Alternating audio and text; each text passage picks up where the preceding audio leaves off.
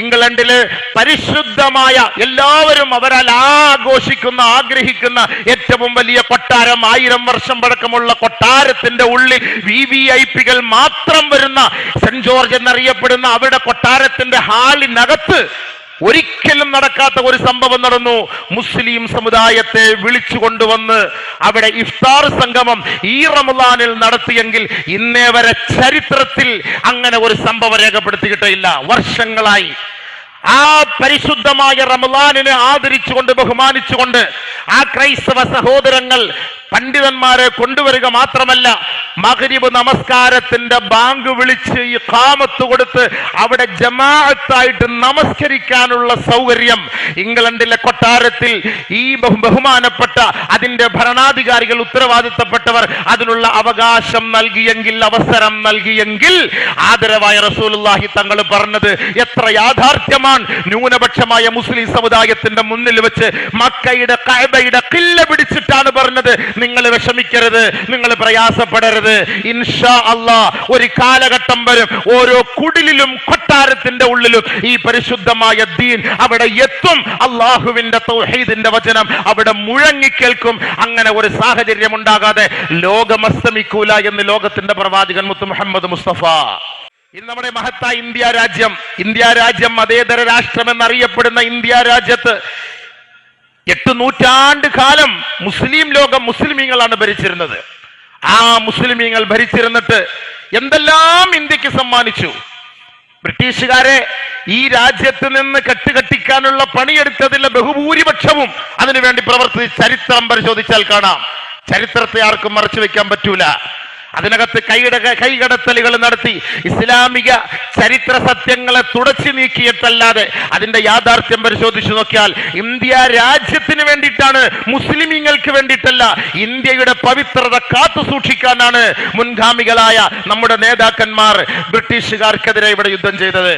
ഇവിടെ കുത്തബ് മിനാർ കൊണ്ടുവന്നു, ഇവിടെ ചാർമിനാർ കൊണ്ടുവന്നു, ഇവിടെ റെഡ് ഫോർട്ട് ചെങ്കോട്ട കൊണ്ടുവന്നു, ഇവിടെ 100,000 ഇന്ത്യക്കുള്ള അഭിമാനത്തിന്റെ എല്ലാ നന്മകളും അവരിവിടെ കാഴ്ചവെച്ചു. അത് മുസ്ലിമീങ്ങളുടെ പേരിലല്ല, അല്ല മുസ്ലിമീങ്ങൾക്ക് വേണ്ടിയിട്ടുമല്ല.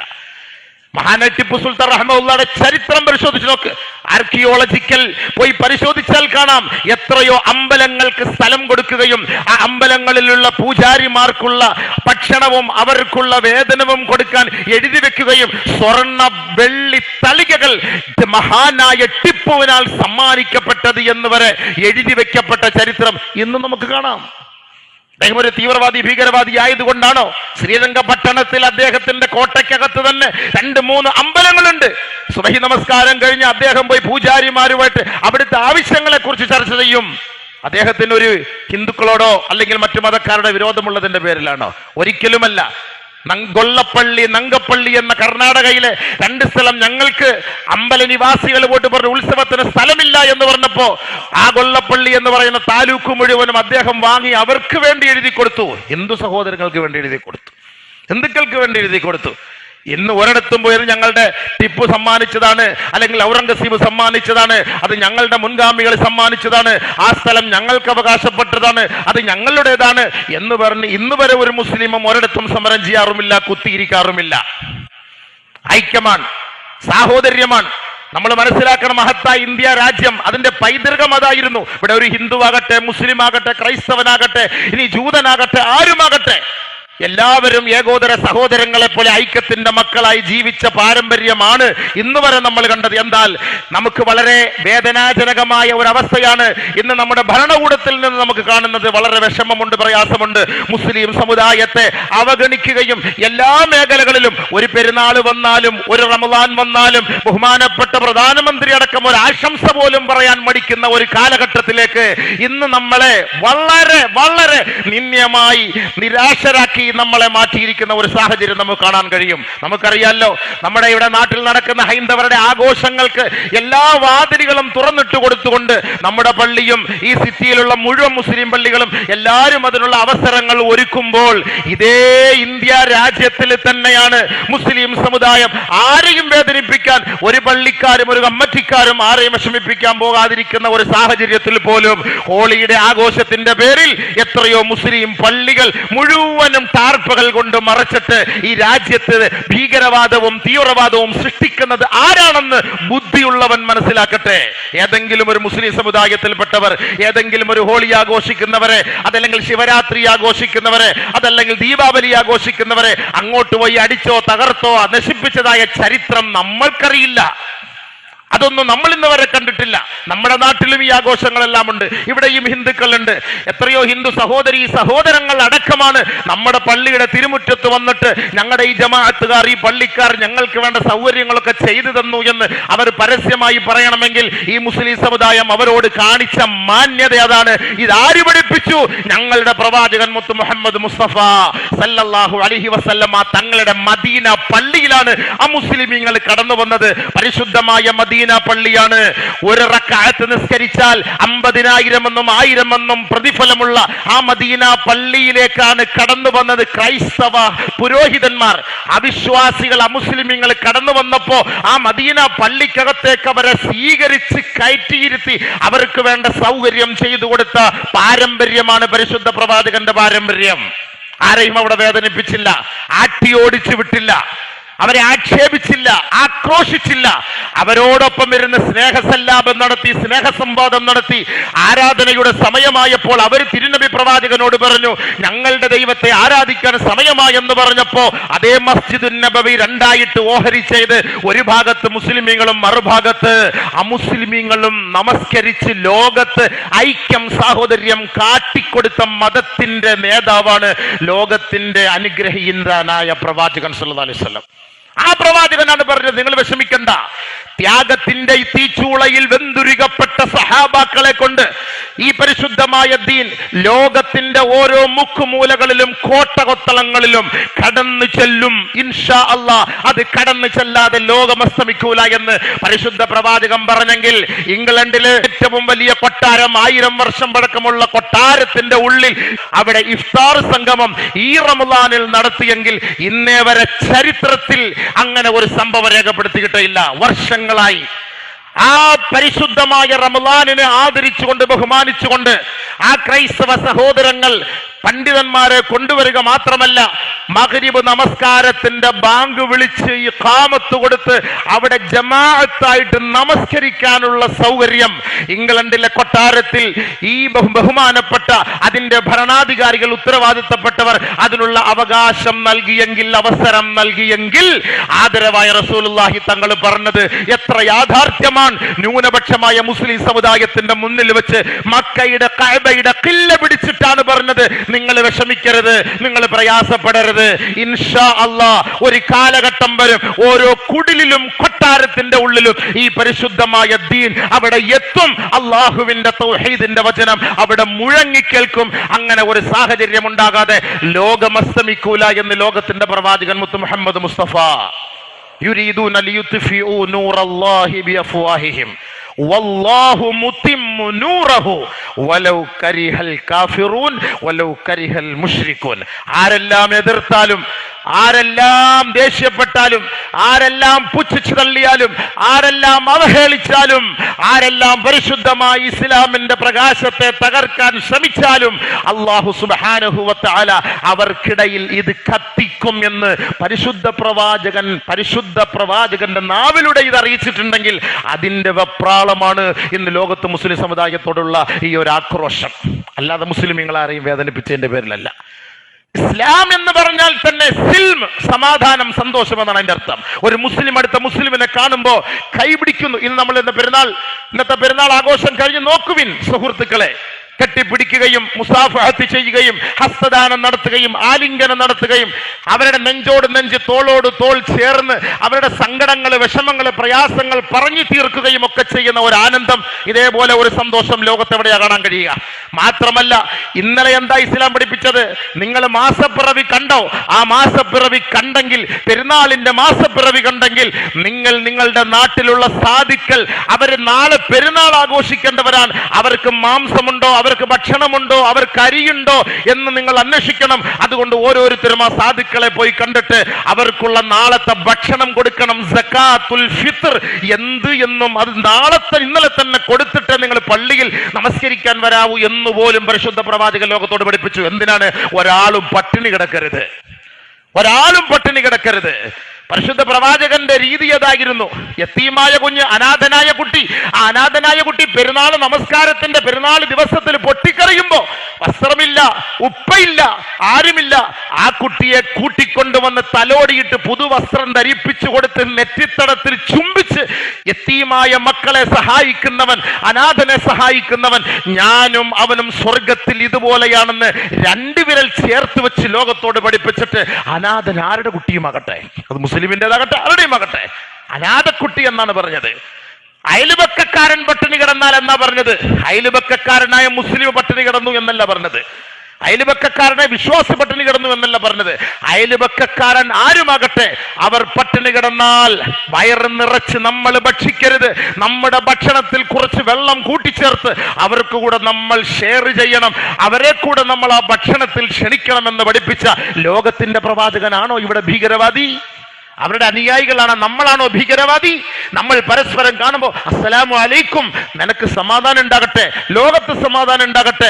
5 നേര നമസ്കാരം കഴിഞ്ഞ ഉടനെ ഹയ്യിനാ റബ്ബനാ ബിസ്സലാം, അല്ലാഹുവേ സമാധാനത്തിന്റെ ഉടമ നീയാണ്, ലോകത്ത് നീ സമാധാനം നൽകണേ പടച്ചവനെ എന്ന് പ്രാർത്ഥിക്കുന്ന ഈ സമുദായമാണോ ലോകത്ത് ഭീകര പ്രവർത്തനങ്ങൾ ചെയ്യുന്നത്? പിന്നെ എന്തിന്റെ പേരിലാണ് പെരുന്നാൾ നമസ്കരിക്കരുതെന്നും പെരുന്നാൾ റോഡിൽ നമസ്കരിക്കരുതെന്നും ആളുകളുടെ ആധിക്യം കൂടിപ്പോയാൽ ഒരു 5 മിനിറ്റ് മാത്രം എടുത്തിട്ട് റോഡിൽ നമസ്കരിക്കുന്നത് നിരോധിച്ചുകൊണ്ട് അങ്ങനെ അത് നമസ്കരിച്ചാൽ പാസ്പോർട്ട് റദ്ദ് ചെയ്യും, നിങ്ങളുടെ വോട്ടർ ID റദ്ദ് ചെയ്യും, ഇതൊക്കെ പറഞ്ഞ് മുസ്ലിമീങ്ങളെ ആക്ഷേപിക്കുമ്പോൾ ഓർക്കണം ഒറ്റ ഒരു തെറ്റ്, വമാ നഖമു മിൻഹും ഇല്ലാ അയ്യുമിനു ബില്ലാഹിൽ അസീസിൽ ഹമീദ്.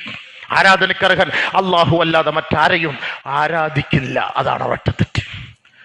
ഈ ആരാധനയാണ് എന്ത് ത്യാഗം സഹിച്ചാലും മസ്സത്തുഹുൽ ബഅസാഉ വല്ലറാ വസുൽസിലു ഹത്താ യഖൂല റസൂൽ വല്ലദീന ആമനു മഅഹു മത്താ നസ്റുല്ലാഹ്. ഈ ഒരൊറ്റ ആയത്താണ് എനിക്ക് പറയാനുള്ളത്. വിഷമിക്കണ്ട, ഇതിന് മുൻകാലഘട്ടങ്ങളിലും നമുക്ക് ത്യാഗങ്ങളും പീഡനങ്ങളും വന്നിട്ടുണ്ട്. അവരും ചോദിച്ച ഒരേ ഒരു ചോദ്യം, പ്രവാചകരെ എന്നാണ് നമുക്കൊരു സഹായം? സബൂർ അല ഇന്ന നസ്റല്ലാഹി ഖരീബ്, അള്ളാന്റെ സഹായം വന്നെത്തും ഇൻഷാ അല്ലാഹ്. ഇസ്ലാമിന്റെ ഏറ്റവും വലിയ പരമപ്രധാനമായ കാര്യം ഒരു ആരാധനയുടെ പേരിലോ ഒരുമിച്ച് കൂടുന്നതിന്റെ പേരിലോ ഒരു ഇബാദത്തിന്റെ വിഷയത്തിലോ അള്ളാഹു നിങ്ങളെ ആരെയും ബുദ്ധിമുട്ടിക്കുകയില്ല. ലാ യുകല്ലിഫുല്ലാഹു നഫ്സൻ ഇല്ലാ ഉസ്അഹ. ഇസ്ലാം ആരെയും അടിച്ചേൽപ്പിക്കുന്നില്ല ഒരു തത്വവും. ലാ ഇക്റാഹ ഫിദ്ദീൻ, ദീനിൽ നിർബന്ധമായി നിങ്ങൾ മുസ്ലിം ആകണം, ഇസ്ലാമിൽ നിൽക്കണം എന്ന ഒരു അടിച്ചേൽപ്പിക്കുന്ന പദ്ധതി ഇസ്ലാമിലില്ല. ഇസ്ലാമിക നിയമങ്ങളെ അല്ലാഹു സുബ്ഹാനഹു വ തആല പഠിപ്പിച്ചു കൊടുത്തു.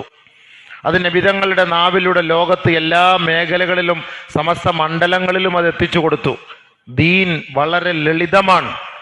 അദ്ദീനു യുസ്റുൻ ലാ ഉസ്റുൻ. ആർക്കും അതൊരു ബുദ്ധിമുട്ടില്ല, ആർക്കും അതൊരു പ്രയാസമില്ല. ദീൻ വളരെ എളുപ്പമാണ് എന്ന് ലോകത്തിന്റെ നെറുകയിൽ നബിയുന റസൂലുള്ളാഹി സ്വല്ലല്ലാഹി അലൈഹി വസല്ലം തങ്ങൾ പഠിപ്പിച്ചു കൊടുത്തു.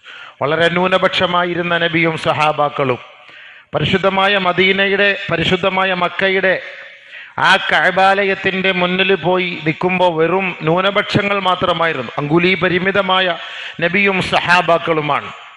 അന്ന് ശത്രുക്കൾ അധികമാണ്.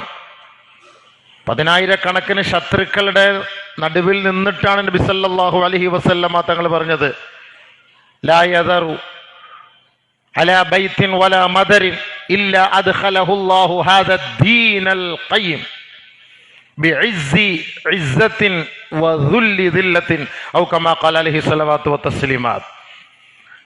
ഇന്ന് ലോകത്തിന്റെ പല ഭാഗങ്ങളിലും ഈ ഈമാനുള്ളവരിൽ സത്യവിശ്വാസികൾ പീഡനങ്ങൾ ഏറ്റുകൊണ്ടിരിക്കുകയാണ്.